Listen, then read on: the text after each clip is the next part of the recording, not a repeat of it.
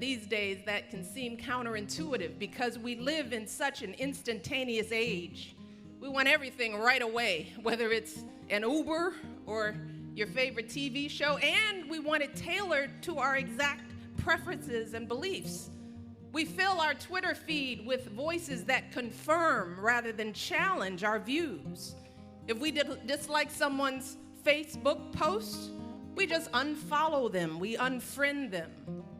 And even here at Oberlin, most of the time you're probably surrounded by folks who share your beliefs. But out in the real world, there are plenty of people who think very differently than you do. And they hold their opinions just as passionately. So if you want to change their minds, if you want to work with them to move this country forward, you can't just shut them out. You have to persuade them, and you have to compromise with them. That is what so many of our heroes of history have done. Folks like Lucy Stone and FDR, they didn't get caught up in their egos or their ideology. They didn't say it's my way or the highway. Instead, they knew where they wanted to go, and they were strategic and pragmatic about getting there. Because in the end, they understood, as the political scientist Joseph Nye once said, that, quote, the absolutist may avoid the problem of dirty hands, but often at the cost of having no hands at all, unquote. And graduates, with a degree from this amazing school and all the status and connections that degree confers, you don't get to have no hands. No, you don't get to be precious or cautious or cynical. No, not when the earth is warming and the oceans are rising. You don't get to be cynical. Not when too many young people still languish in communities ripped apart by violence and despair. Not when women still make less than men for the same work. Not when millions of girls across the globe never set foot inside a school. No, not when many young people just like you, the men and women we honor this Memorial Day, have sacrificed their lives for your freedom to make your voice heard. You don't get to have no hands.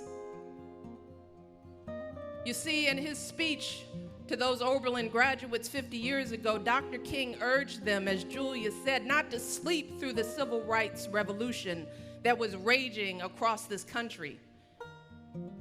And graduates, climate change, economic inequality, human rights, criminal justice, these are the revolutions of your time.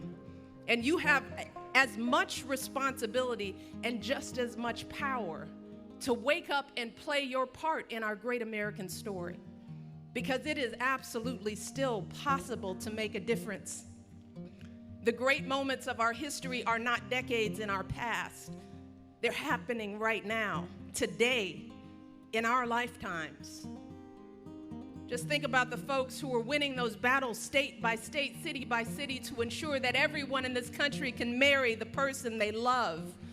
Think about how just 10 years ago, gay marriage was legal in just one state in this country, just one. And today it is legal in 37 states and Washington, D.C.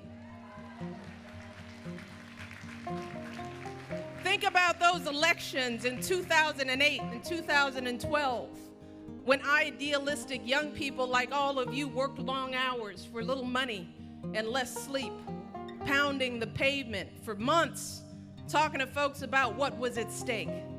Think about the millions of folks who got out to vote on Election Day, waiting in the cold and rain and lines that stretched for hours, refusing to leave until they made their voices heard.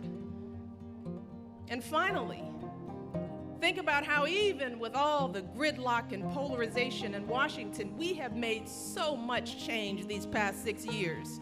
12 million new jobs, 16 million people who finally have health insurance, historic agreements to fight climate change, epic increases in college financial aid, more progress on LGBT rights than any time in our history. And today, it is no longer remarkable to see two beautiful black girls walking their dogs on the south lawn of the White House. That's just the way things are now.